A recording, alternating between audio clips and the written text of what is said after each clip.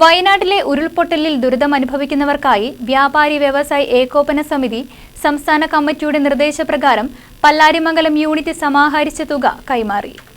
വയനാട്ടിലെ ഉരുൾപൊട്ടലിൽ ദുരിതമനുഭവിക്കുന്നവർക്കായി വ്യാപാരി വ്യവസായി ഏകോപന സമിതി സംസ്ഥാന കമ്മിറ്റിയുടെ നിർദ്ദേശപ്രകാരം പല്ലാരിമംഗലം യൂണിറ്റ് ശേഖരിച്ച ഫണ്ട് എറണാകുളം ജില്ലാ കമ്മിറ്റി ഭാരവാഹികൾക്ക് കൈമാറി.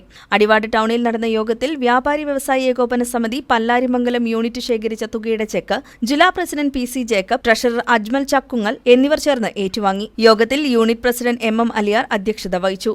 വ്യാപാരി വ്യവസായി ഏകോപന സമിതി ഒരു കൈത്താങ്ങ് എന്ന സംസ്ഥാന കമ്മിറ്റിയുടെ ആഹ്വാനപ്രകാരം സ്വരൂപിച്ച ഫണ്ട് എറണാകുളം ജില്ലയുടെ തെക്കൻ മേഖലയായ നമ്മുടെ പല്ലായിരം യൂണിറ്റ്, നമുക്കറിയാം പല്ലായിരം യൂണിറ്റ് സംസ്ഥാന കമ്മിറ്റിയും ജില്ലാ കമ്മിറ്റിയും ഏതൊരു ആഹ്വാനം ചെയ്താലും എന്നും എക്കാലത്തും മുൻപന്തിയിൽ നിന്നുകൊണ്ട് ഏറ്റവും നല്ലൊരു തുക സമാഹരിച്ച് നമ്മുടെ ഇവിടുത്തെ ഈ നാട്ടിലെ മുഴുവൻ വ്യാപാരികളിൽ നിന്നും സമാഹരിച്ച് കൊടുക്കുവാൻ കഴിഞ്ഞിട്ടുണ്ട്.